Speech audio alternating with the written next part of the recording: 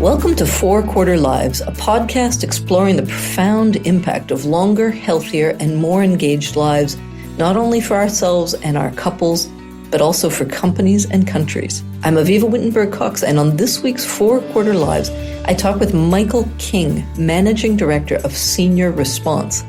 Senior Response is an ahead-of-the-curve company specializing in providing contact center services uniquely tailored to the Q3 and Q4 customer segment. Michael brings over 25 years of experience in the contact center industry and has seen firsthand how the needs of older customers have often been overlooked by traditional services. After a career that started in the US, Michael found himself drawn to Senior Response in the UK, first as a client, and then years later as its leader. He'll share his journey and insights on what makes Senior Response stand out and why businesses today really need to rethink their approach to connecting with older customers. First, by learning to understand their different needs and motivations. We'll learn from Michael how Senior Response is redefining Q3 customer service and what companies can generally do to tap into this seriously underserved market opportunity. So welcome, Michael King, to Four Quarter Lives.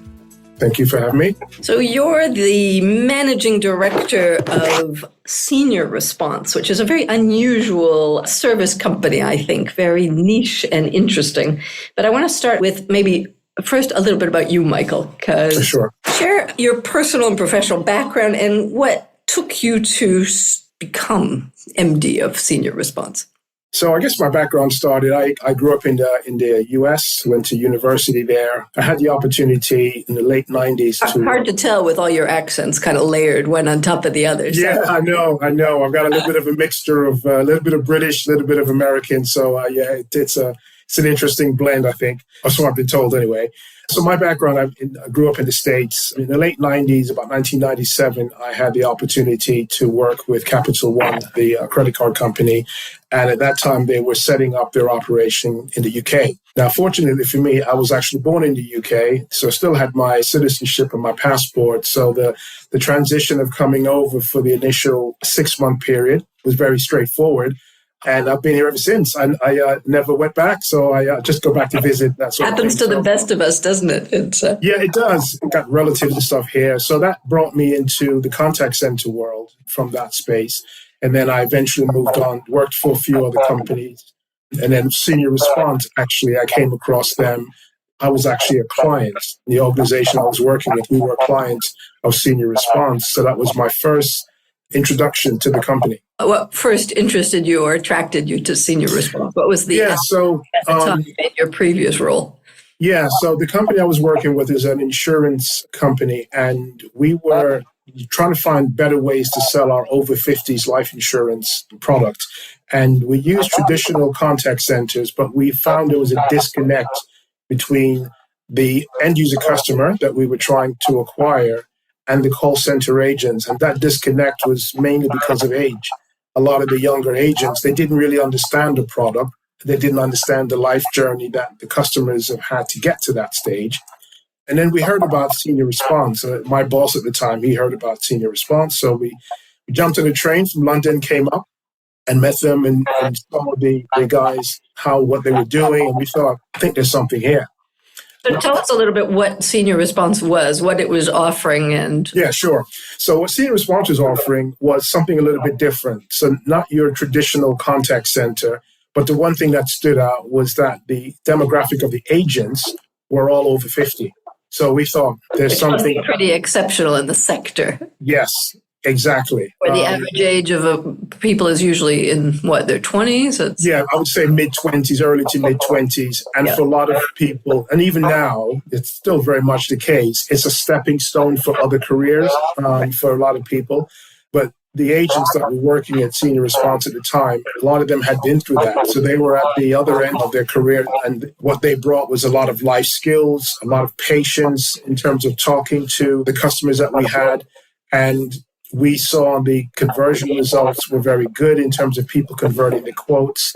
And one of the things that we'll probably touch on is the demographic of the customers that we had at that time They like to see things. They like to talk about it. They're not going to do anything over the phone or online as it developed later on. So that was the experience. I was very impressed with what I saw in the business and the owners at the time. And that was about 2005, I think it was.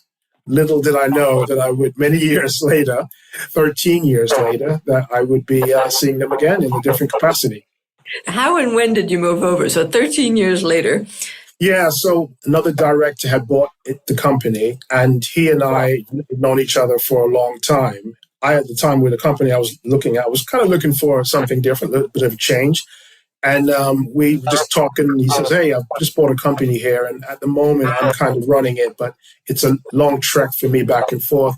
Where are you in your career? Do you fancy a change? And we had a chat, and he obviously knew that I knew senior response, and we talked through a few challenges at the time, but what the opportunity was. And I thought it would be a great opportunity.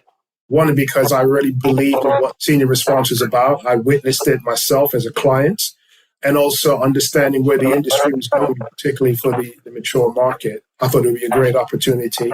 Plus the fact that I was in that age group myself. It was a nice thing. How we better understand the potential of the segment when we reach it.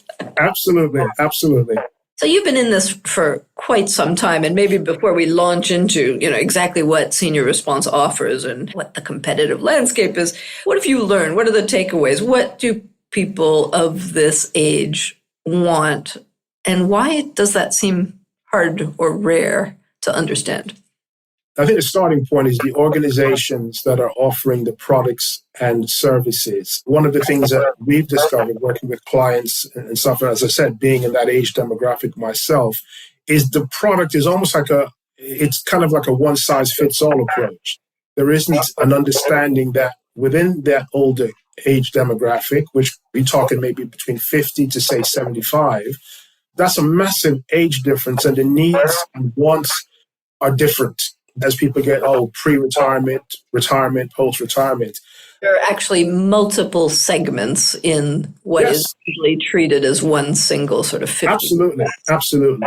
And also a lack of understanding often in what channels the group wants. The older yes, they want to go online, but perhaps just to do the research. But when it comes down to perhaps making that buying decision, they want to speak to somebody, or they want to see something in writing so they can discuss it with the spouse. And the other big thing as well is a lot of these big decisions are often discussed with the adult children as well. So there's a lot of things I think organizations need to get their heads around. And I think one of the things that sometimes I joke with some of my clients is, you guys are in your 30s or 25, 30 years old, and you're great marketeers and you have fantastic ideas, but you don't live the life of the customers that you're trying to reach. You don't understand their journeys. So I think that's a big thing. So I had a discussion with a client yesterday. Do you think you can learn it when you're young, like focus groups and paying attention to this? Or do you really think it's almost a requirement that you have it as your own lived experience? I think in an ideal world, a bit of both.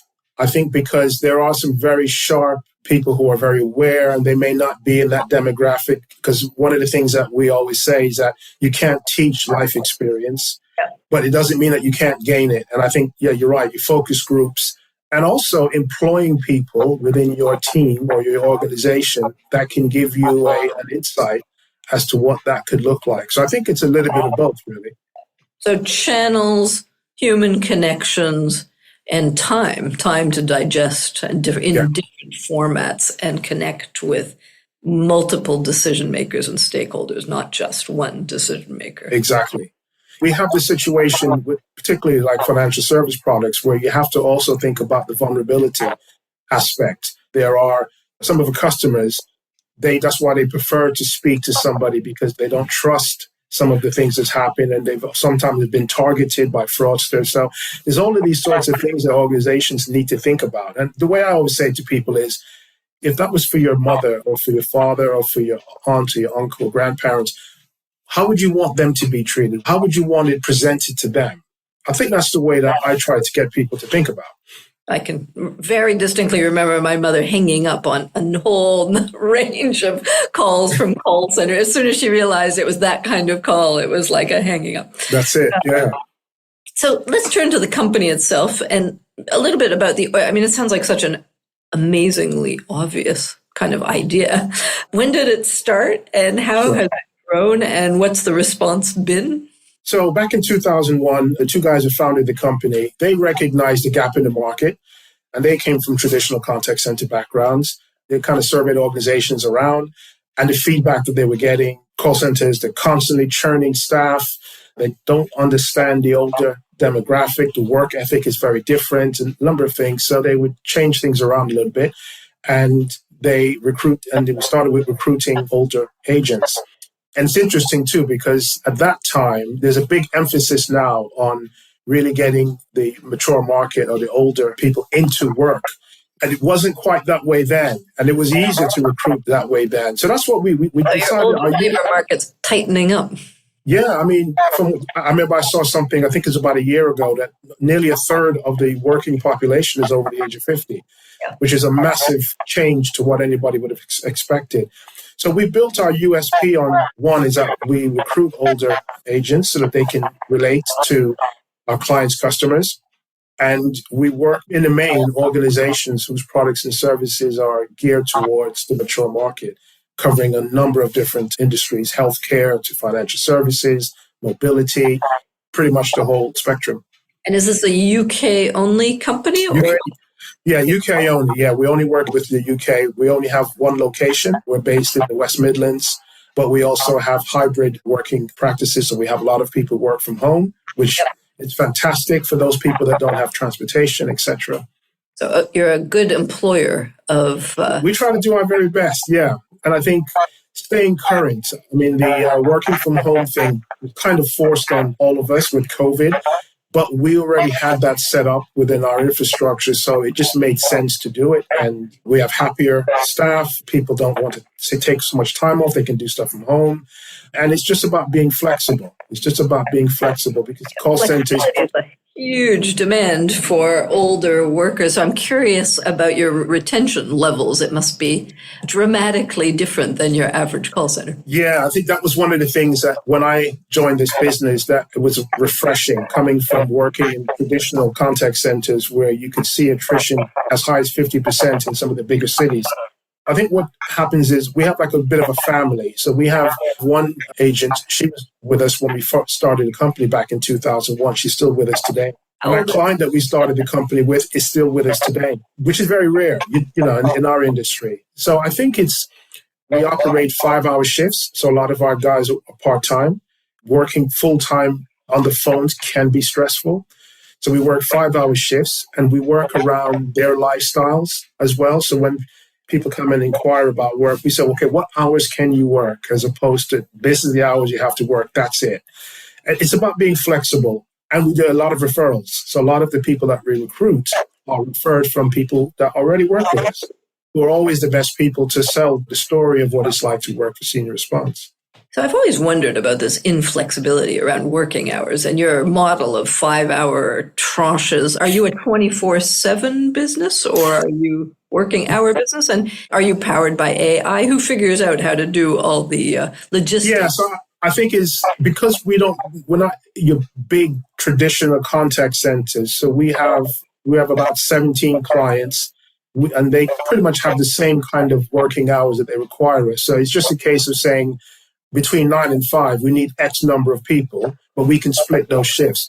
We're open 7 days a week. So we're open Saturdays and we open Sundays. We don't do it 24/7. We don't use any of the automated AI. Our clients, that's not what they're looking for. Their demographic. How do you plug in all these people into their random 5 hours? Yeah, we look at the forecast activities from our clients. So our clients will tell us based on their marketing activity, how many calls we should expect. And we use an element of their forecast plus our own looking back at historical volumes so we can work out how many people we need. Sometimes it doesn't quite work to plan because a client can be busier than what it is and we can adapt. But we use pretty much the typical model that most contact centers use in terms of planning. the great thing about it, as I said, is we can move people around at different hours. Our guys can, rather than just working on one client, they can work on several clients. So we have that sort of, we can move people in between the different activities as they come in. So they give you as much flexibility as you give them. Absolutely. Absolutely. Have your competitors, have other call centers adopted this strategy? I mean, it seems kind of like it's funny because I've had a brainer these days. I'll tell you what we've had. Some of our clients have their own in-house contact centers and have actually tried to ask us to teach them how to do it. And I was like, well, if I teach you how to do it, I'm actually talking myself out of a job. So no, thank you. Might be a different business model, that's all. It'd be a different model. I think some of our competitors are starting to do that. We are seeing more and more.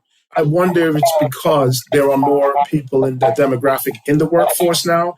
And hopefully they're seeing the benefits of doing that and trying to overcome some of the preconceived notions. But in terms of what we do, we're probably the only ones, certainly in the UK, that's doing what we do. And we think we love what we do. But yeah, I think it's such a brilliant case study and model for any company that's talent starved, needs people, but will always start by telling them what the hours are instead of saying, okay, well, how many hours can we get from this group of people? And then how can we leverage it best for our company? Absolutely. It's just I think you have to be flexible because we always say to people when they come for an interview is not just one way. It's not about whether we like you and you're right for us. It's also to make sure that we are right for you. So we get them to come in and sit and listen to people on the phones and have a look so that they can see that it's right for them. Because one of the things that we found is a lot of people who are older were reluctant to go into the workforce because they thought people would think they're too old and that sort of thing. And, we said, look, what we want is your life experience. That's the big thing.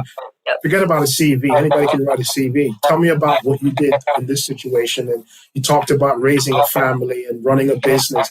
Talk to us about that's the kind of stuff that we like to hear about. That's about 1 million miles away from the current AI-driven, don't even talk to a human and don't get your CV accepted form of recruitment that we're hearing so many older people complain about right now. Yeah, and I get it. Obviously, being in the industry, I get the need for automation, reducing costs. And I think eventually, organizations have to work out which is more important, reducing costs or giving a good, better experience to their customer. So give us a little idea of, so what's the pitch on cost? How much does it cost compared to what they're used to?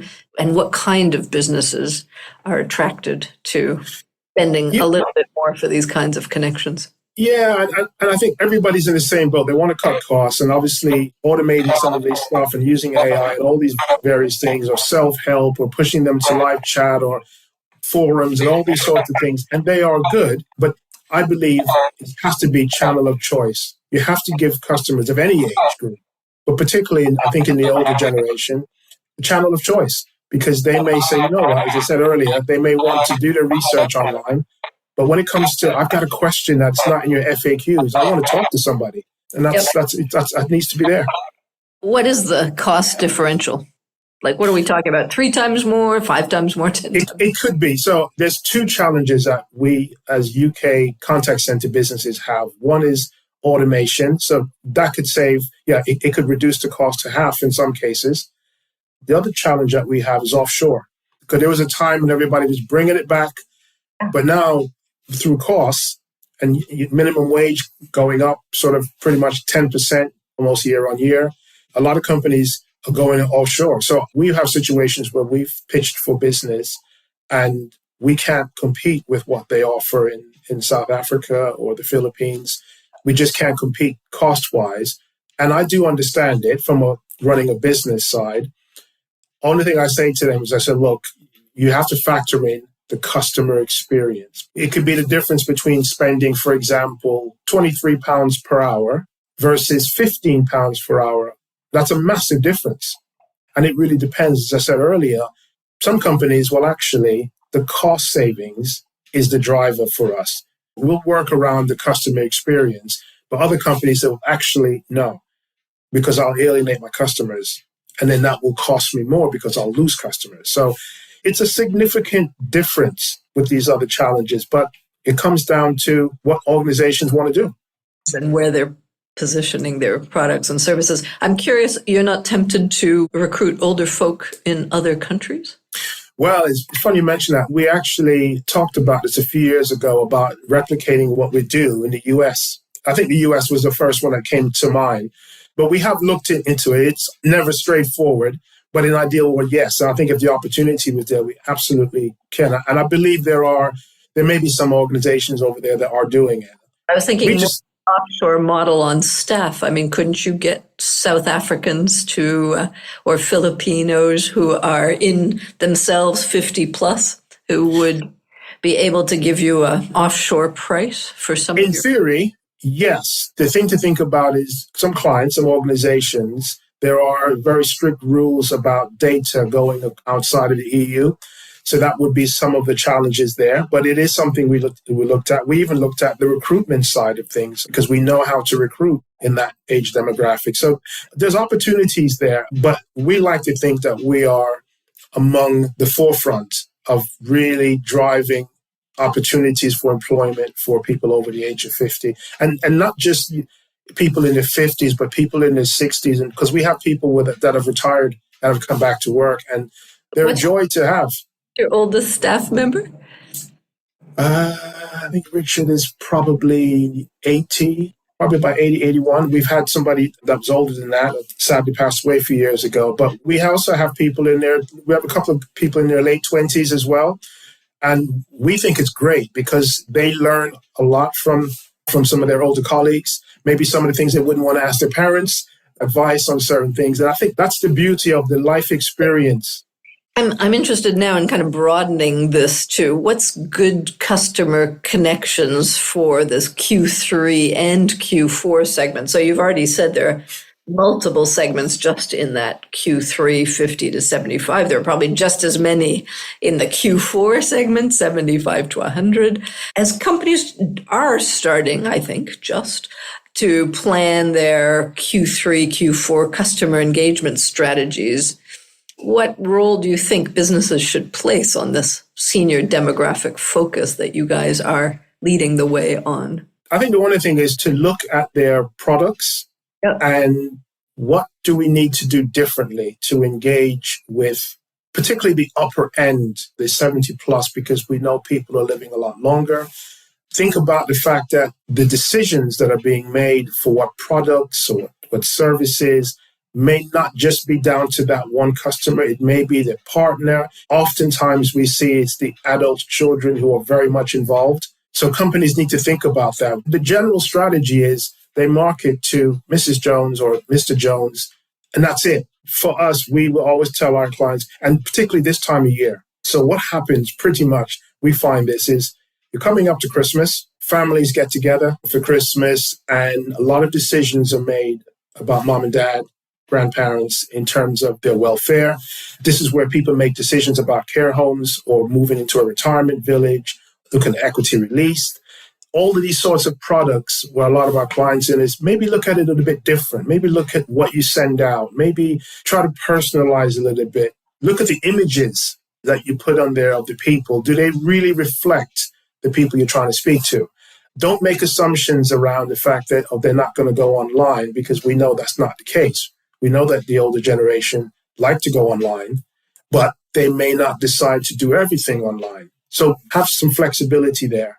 And if you do have internal teams who will be speaking to, rather than say, okay, just send me an email, well, actually pick up the phone and speak to them, because email is great. We live by it, but just think about the communication channel. So what I would say, the first thing we would advise our clients is to look at what you present, your product presentation, your offering, and look at what you need to do, because what you might need to do for somebody who's 65 and how you market your product and what you offer, it doesn't mean it's going to be the same for somebody who's 75. What are the customer segments you talk about? Pre-retirement, retirement, post-retirement. Like, how many segments do you have?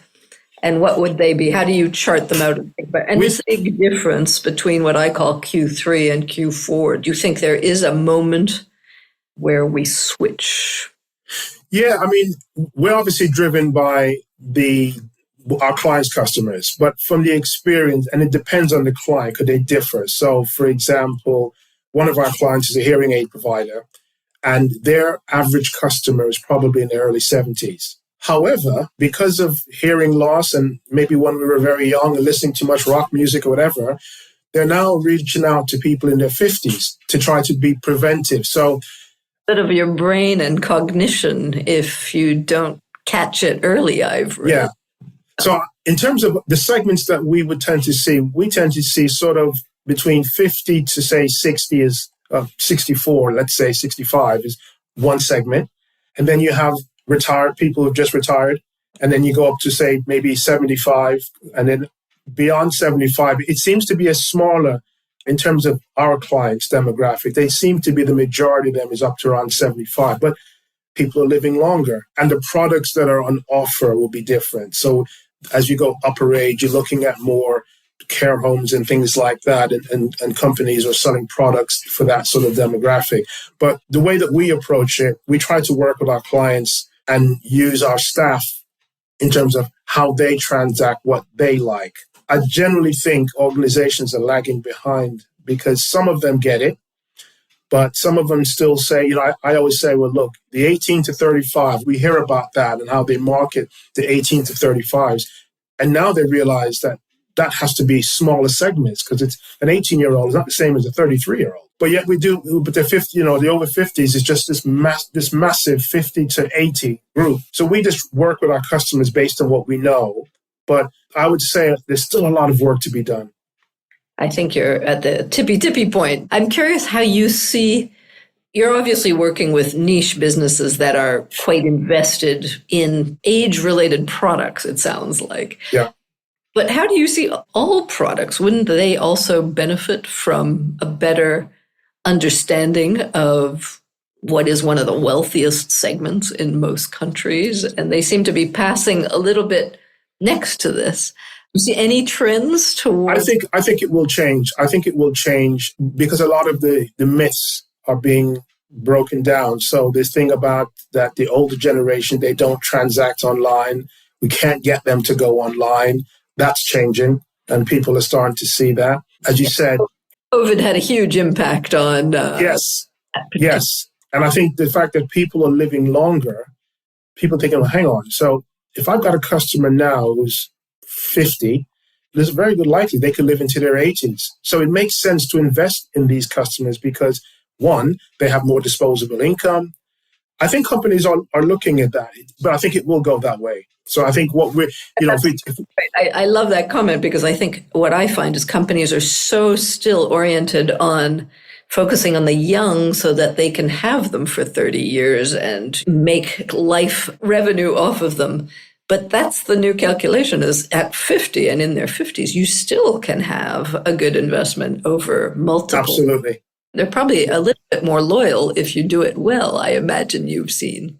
Well, that's the other thing. I mean, older generation that we found, loyalty to brand is massive. And it's why, we see that the organizations like the BBC, the Post Office, and all of these organizations that we've all grown up with, there is a huge, huge loyalty from, the older generation because these are trusted brands for a long period of time.